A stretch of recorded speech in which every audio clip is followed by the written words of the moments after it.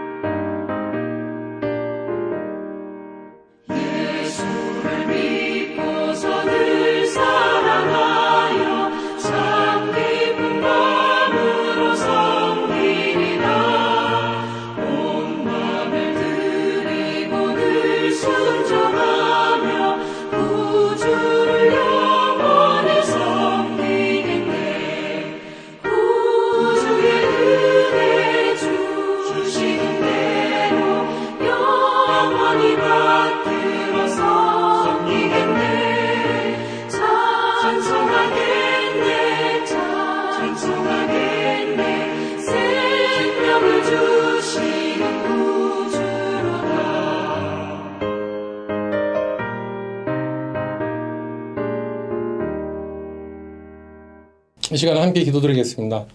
좋으신 아버지 하나님, 주님의 이름을 찬양합니다. 홀로 영광 받으시고 온 우주를 통하여 예배 받으시고 높임을 받으시기를 간절히 기도합니다. 하나님, 5월을 맞이해서 우리 가정들이 다시 한번 삶의 목적을 돌아보게 하시고 또 가족의 구성원들이 얼마나 중요한가를 돌이켜 볼 수 있는 귀한 가정의 달을 맞이해서 우리가 더 가정이 건강한 가정으로 주님 앞에 서기를 원합니다. 주님 보시기에 부족한 것이 있다면, 다시 한번 잘못된 방향이 있다면 올바르게 수정할 수 있는 5월이 될 수 있도록 도와주시고, 우리 가정이 건강해야지 우리 교회가 건강합니다. 하나님, 가정 축복하여 주시고, 특별히 어려움을 겪고 나가고 있는 가족원이 아파서 병원에 계시는 또 가정이 있으면 치유의 역사를 바라셔서 그 가정이 일어서게 하여 주시옵시고, 또 경제적인 어려움이 있다면 하나님께서 또한 채워주셔서 그 어려움을 이겨나가게 하여 주시옵시고, 또한 관계의 어려움이 있다면 하나님께서 그 관계를 풀어주셔서 건강한 가정으로 변화되어 주님의 사명을 감당할 수 있는 복된 가정들 되게 하여 주시옵소서. 하나님 아버지, 우리 가정들이 그냥 우리 식구들, 우리 정말 한 구성원들만 위한 그런 가정으로 끝나는 것이 아니라 하나님께서 가정을 통하여 이루고자 하시는 온 세상의 복음화를 위한 사명을 감당할 수 있는 가정이 될 수 있도록, 그리고 또 주변에 어려움을 당하고 또 많은 그런 곤란 가운데 있는 가정들을 돌아보고 섬겨주고 사랑할 수 있는 그런 건강한 가정들이 많이 생길 수 있도록 축복하여 주시옵시고, 우리의 삶을 나눌 뿐만 아니라 우리 가정 구성원 모두가 정말 이 세상에서 빛과 소금의 역할을 감당할 수 있는 복되고 아름다운 우리 모든 믿음의 가정들 되게 하여 주시옵소서. 이 시간 주의 말씀을 들을 때 성령께서 우리 가운데 깨우쳐 주시고 그 말씀 가운데 귀한 또 진리를 허락하여 주시어 오늘 하루도 말씀 붙잡고 승리하는 복된 하루 되게 하여 주시옵소서. 주님께 모든 걸 맡기오며 존귀하신 예수님의 이름으로 기도드립니다. 아멘. 오늘의 말씀은 고린도전서 10장 23절에서 11장 1절까지의 말씀입니다. 성경이나 자막을 참조하시고 제가 읽어드리도록 하겠습니다. 모든 것이 가하나 모든 것이 유익한 것은 아니요 모든 것이 가하나 모든 것이 덕을 세우는 것은 아니니 누구든지 자기의 유익을 구하지 말고 남의 유익을 구하라. 무릇 시장에서 파는 것은 양심을 위하여 묻지 말고 먹으라. 이는 땅과 거기 충만한 것이 주의 것임이라. 불신자 중 누가 너희를 청할 때 너희가 가고자 하거든 너희 앞에 차려놓은 것은 무엇이든지 양심을 위하여 묻지 말고 먹으라. 누가 너희에게 이것이 재물이라 말하거든 알게 한 자와 그 양심을 위하여 먹지 말라. 내가 말한 양심은 너희의 것이 아니요 남의 것이니 어찌하여 내 자유가 남의 양심으로 말미암아 판단을 받으리요. 만일 내가 감사함으로 참여하면 어찌하여 내가 감사하는 것에 대하여 비방을 받으리요. 그런즉 너희가 먹든지 마시든지 무엇을 하든지 다 하나님의 영광을 위하여 하라. 유대인에게나 헬라인에게나 하나님의 교회나 거치는 자가 되지 말고 나와 같이 모든 일에 모든 사람을 기쁘게 하여 자신의 유익을 구하지 아니하고 많은 사람의 유익을 구하여 그들로 구원을 받게 하라. 내가 그리스도를 본받는 자가 된 것 같이 너희는 나를 본받는 자가 되라. 이 말씀은 하나님의 말씀입니다.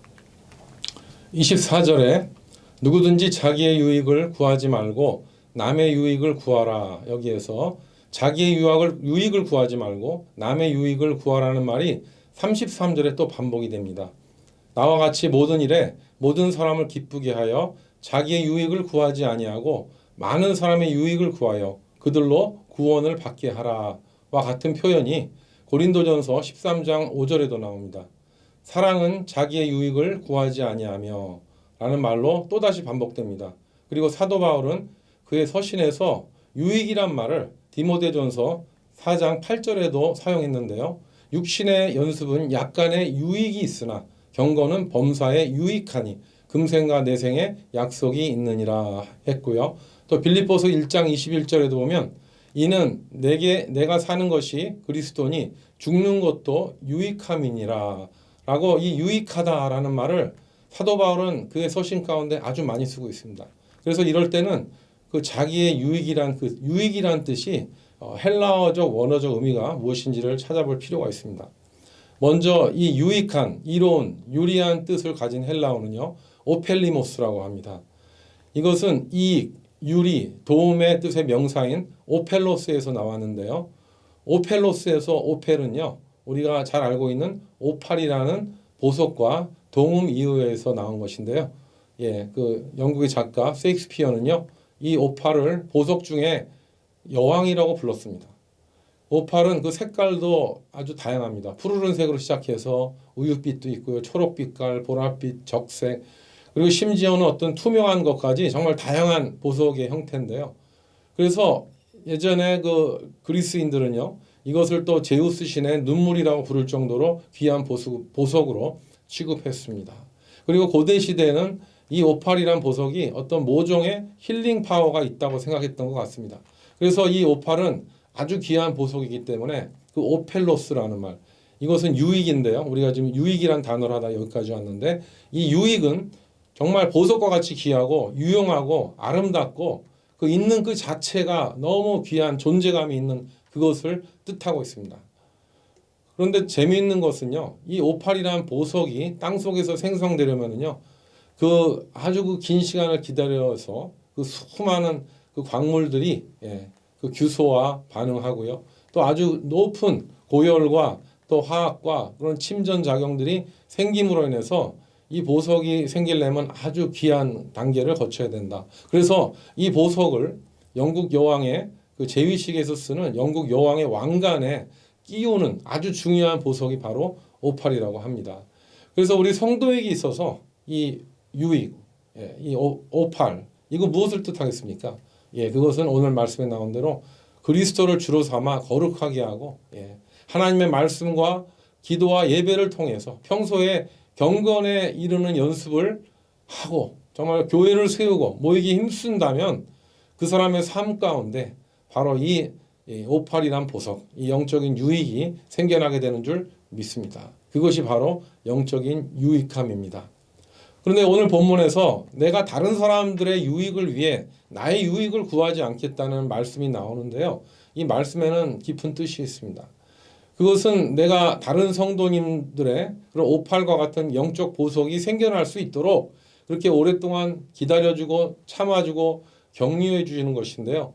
그렇게 함으로써 그 사람도 유익이 생길 뿐만 아니라 내 안에도 또 아름답고 성숙한 그 오팔 보석이 생겨나도록 한다는 그런 비밀이 있다는 것이죠.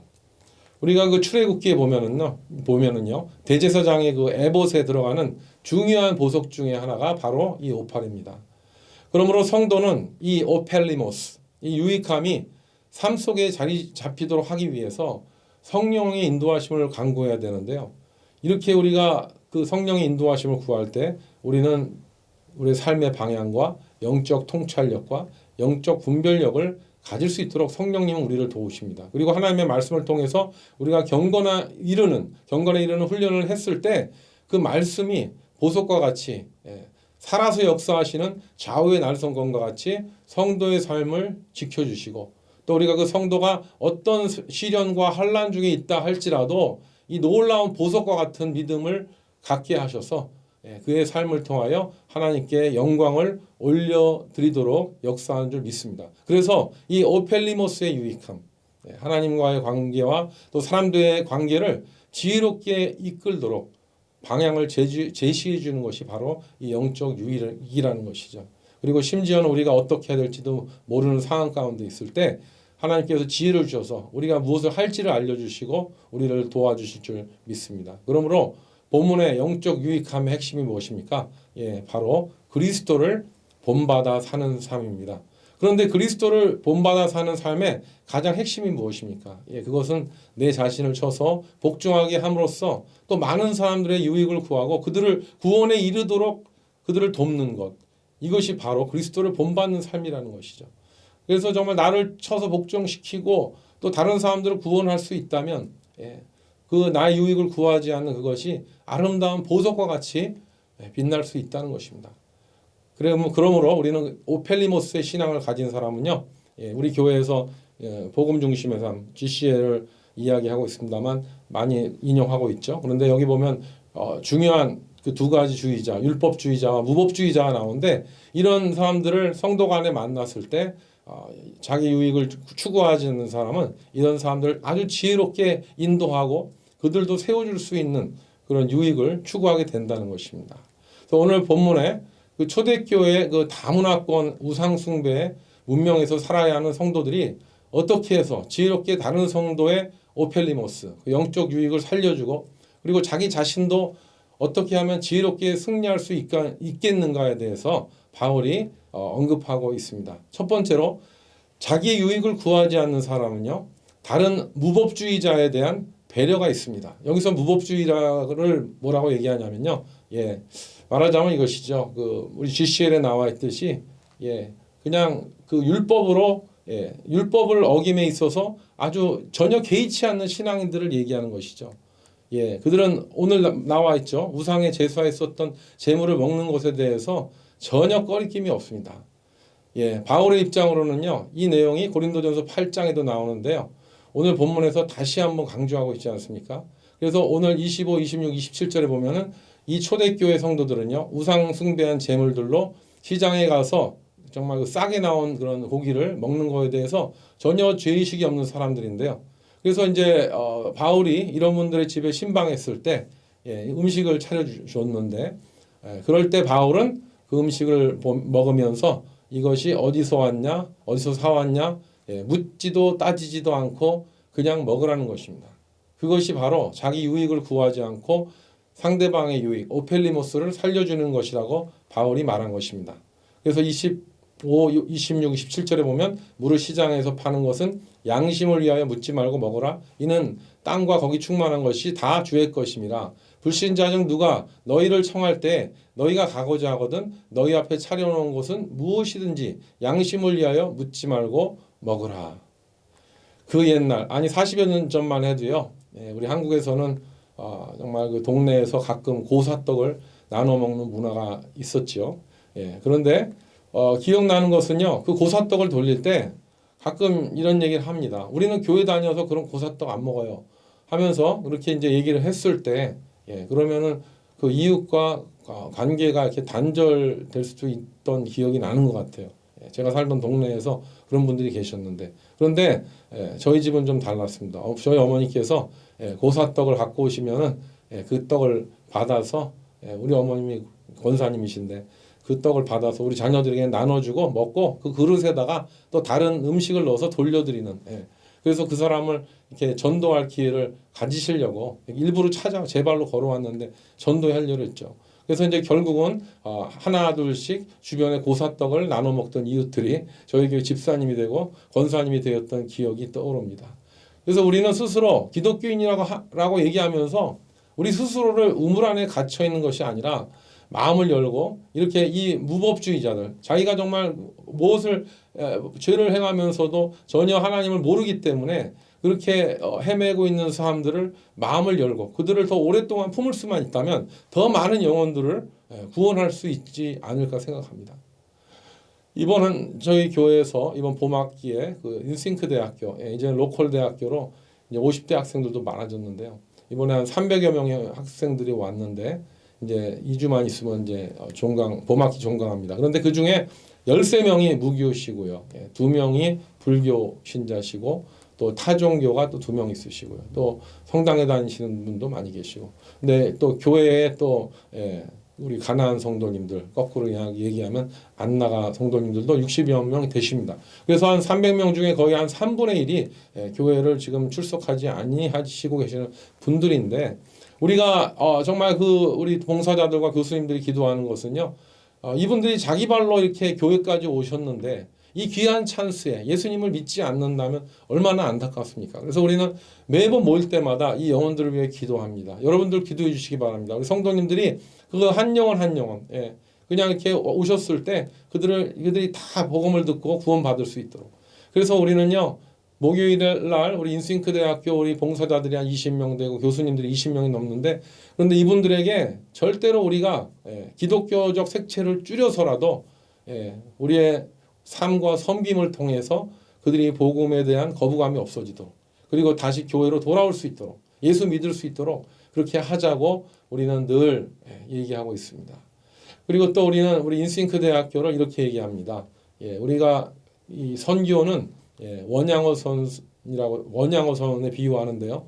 아주 먼 바다에 가서 큰 돈을 들이고 큰 배를 만들어서 그 원양에서 고기를 잡아오는 그런 영혼 구원의 사업이라 한다면 우리 인싱크 사역 같이 우리 교회에서 이렇게 하면서 우리 주변에 있는 이웃들을 초청해서 이렇게 하는 선교를 우리는 가두리 양식장 선교라고 하고 있습니다.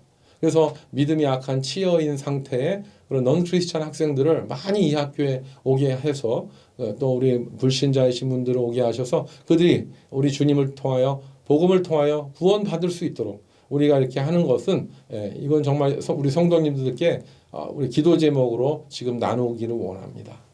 그래서 우리는 이 무법주의자들을 얼만큼 기다리고 얼만큼 참아주냐에 따라서 그들의 영혼을 구원할 수 있는 찬스가 많이 주어진다는 것이죠. 그리고 두 번째로 자기 유익을 구하지 않는 삶은요. 율법주의자에 대한 배려가 있습니다. 28절에 보면 누가 너희에게 이것이 재물이라 말하거든 알게 한 자와 그 양심을 위하여 먹지 말라라고 나와 있는데요. 시장에 함께 간 성도가 이 고기는 싸지만 우상숭배를 위해서 제사한 후에 아주 싼 가격이라고 싼 가격으로 파는 고기라고 절대 먹어서 안 된다. 이렇게 만약 성도가 그때 지적질을 했다면 이 사도 바울은요 이런 얘기를 한 거죠. 그 사람에게 내가 판단과 정죄를 받을 이유가 없으니까 나는 그 사람의 그 유익을 구할 수 있도록 내가 안 먹겠다 이렇게 얘기한 겁니다. 그러면서 율법주의자인 그를 또 배려함으로써 그 사람의 영적인 유익, 오펠리모스를 세워줄 수 있다는 것이죠. 저는 우리 교인분들 중에서요, 자신은 이런 분들 봤습니다. 가끔 구약 레위기에서 율법대로 먹지 말라고 했으니까 나는 뭐 돼지고기를 안 먹겠다. 나는 뭐 비늘 없는 생선을 먹지 않겠다. 낙지를 안 먹는다. 당당하게 말씀하시는 분을 봤는데요. 근데 하나님께서 베드로에게 고넬료에게 가는 그 환상 가운데 그 정말 부정한 것들을 다 잡아먹으라고 하는 그런 것을 보여준 것은 지금 현대 기독교가 이렇게 다문화권으로 이제 온 유대인에 국한된 것이 아니라 온 세계에 퍼짐에 있어서 이게 무관하지 않다고 봅니다. 하나님도 이제 모든 것을 정하다고 말씀하셨기 때문에 참 그렇게 말씀하시는 보면 좀 안식일교나 뭐 여호와의 증인 같은 그런 느낌을 받기도 하는데요. 그런데 저는 또 그분을 제가 정죄할 수도 없는 것 같습니다. 그분이 뭐 돼지고기 뭐 새우 같은 거를 안 먹는 걸 보고 정죄한다면 안 되겠죠. 그런데 그 문제는 뭐냐면 그분이 그거를 먹는 사람들을 정죄하는 것은 이거는 좀 문제가 있지만 그래도 그분의 오펠리모스를 세워주고 싶습니다. 그리고 또 한 예를 들자면 이건 남자들에게 좀 많이 해당이 되는데요. 한국 교회에서는 술, 담배 안 하는 성도님들이 많으십니다. 그래서 그분들이 그 주초를 금하시고 건강하게 살아나가는 것에 대해서 정말 우리 자부심이 있습니다. 우리 한국 교회는 정말 술, 담배 안 하는 그런 크리스천들입니다. 그런데 아직도 몸에 그 좀 좋지 않잖아요. 그런데 이 술과 담배를 끊지 못하시고 교회 나오시는 분들을 문제는 뭡니까? 술, 담배 안 하시는 성도님들이 최대한 이해해 드려야 됩니다. 저는요, 그 모태신앙으로 한 교회에서 20년 넘게 자랐는데요. 제가 청년이 되었을 때 고민이 있었습니다. 교회에서 어릴 때부터 함께 다녔었던 교회 형들 중에는 상당수가 술, 담배를 다 하면서도 교회에서 성가대, 교사, 청년회 활동 너무 잘하시고 인간관계도 너무 잘하시는 그렇게 하십니다. 그런데 반면에 교회 나오신 지 얼마 안 되는 또 우리 대학부 선배님들이 계신데요. 대학교 기독교 서클에서 활동하시고 정말 금주는 기본이고 또 삶의 모범을 보이고 교회에서 성경 공부, 봉사 뭐 모든 것에 본을 보이시는데요. 이분들의 문제는 뭐냐면 술, 담배 하는 선배들을 되게 업신여기고 이렇게 불쌍히 여겼던 게 기억이 납니다. 그래서 저는 어렸을 때부터 교회를 다녔기 때문에 이 두 부류의 신앙의 선배들이 있어서 한 부류는 무법주의 선배들이고 한 부류는 율법주의 선배들이 있는데 이 틈바구니에서 생존을 하다 보니까요. 나중에는 제가 아주 교활하게 적응을 하게 되더라고요. 그래서 무법주의 선배들 만나면 무법주의로 맞춰드리고 또 율법주의 선배들을 만나면 율법주의로 맞춰드리려는 그런 아주 가증스러운 이중적인 교회 생활을 하게 됐습니다. 그래서 저는 정말 사람들을 너무 좋아했습니다. 대학 다닐 때 교회에서 대학부 청년회장을 했었는데 동시에 또 제가 다니던 학교에서 아주 세속적인 그런 서클 활동도 했습니다. 물론 그 음악을 하는 서클이었지만 그래서 그때는 제가 거의 무법주의자로서 죄의식 없이 신앙생활을 했던 때인 것 같습니다. 그런데 하나님의 은혜로 이런 교활하고 가증한 제 자신이 점점 이중적인 크리스찬이 되는 것을 나중에 깨닫게 하십니다. 그래서 저에게 야 너는 참 경건의 모양은 있는데 참 경건의 능력이 없구나. 그게 바로 너야 라고 깨우쳐 줬을 때 제가 하나님 앞에 회개하고 제 삶에 정말 방종했던 것들을 정리하게 되었는데요. 그런데 반대로 은혜를 받고 나니까요. 제가 이제 정말 아주 교회에서 모범되게 정말 담임 목사님 봐도 정말 성실하게 신앙생활을 하게 되었는데 보니까 제가 이제는 율법주의자가 돼서 또 다른 사람들 정죄하는 그 단계로 갔던 것이 기억이 납니다. 오늘 본문을 통해서 사도 바울은 자기 유익을 구하지 않는 이유를 분명하게 밝히는데요. 그것은 33절에 나옵니다. 그들로 구원을 받게 하기 위한 것이라고 분명하게 밝힌 것이죠. 나의 유익을 구하지 않는 것의 확실한 목표는 다른 사람들을 구원받게 하기 위한 것이다.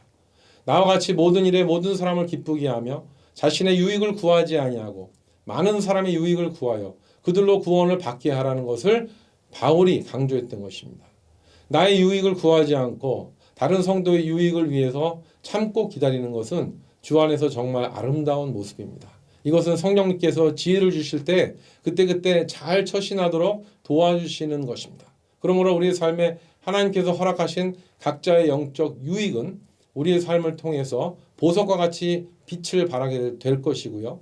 그리고 각 다양한 그런 무늬의 그 오팔 보석처럼 하나님께서 보시고 기뻐하실 오팔과 같은 그 보석이 우리에게 생성되게 될 줄 믿습니다.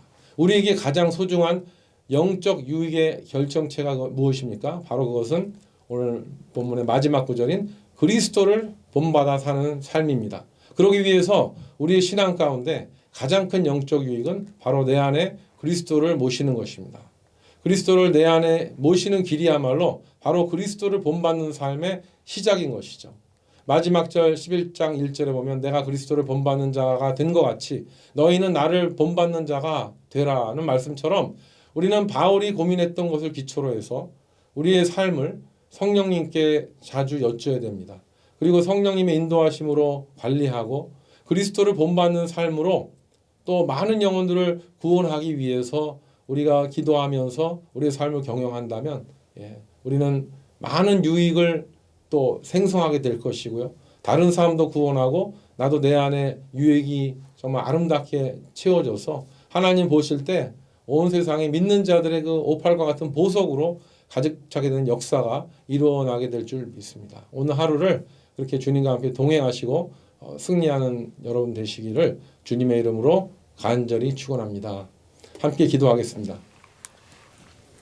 하나님 아버지 감사합니다. 우리는 정말 돌과 같이 무디고 미련하고 연약하지만 우리에게 오팔이라는 그런 보석을 비추어서 우리 안에 정말 영적 유익을 나의 것을 추구할 때는 그것이 돌과 같이 되지만 상대방의 유익을 추구해주며 그리고 또 나도 정말 그리스도를 본받아 거룩하게 하기 위하여 주님 앞에 더욱더 나아갈 때 우리는 오팔과 같은 보석들이 만나게 하시고 그런 보석들이 부딪혀서 더 빛을 발하게 하시고 그렇게 아름다운 보석들이 모이게 하셔서 또 그 빛으로 많은 영혼들이 하나님 앞에 돌아오고 구원받는 역사가 계속적으로 이루어지게 될 줄 믿습니다. 하나님 그렇게 우리 가정이 우리 모든 구성원들이 오팔 같은 보석이 되게 해주시옵시고 또 우리 교회 모든 구성원들이 오팔 같은 보석이 되게 하셔서 하나님 우리가 서로의 유익을 구해주면서 아직 믿음이 연약한 자들도 기다려주고 인내하면서 또 내가 율법주의자가 되어서 다른 사람을 지적하지 않고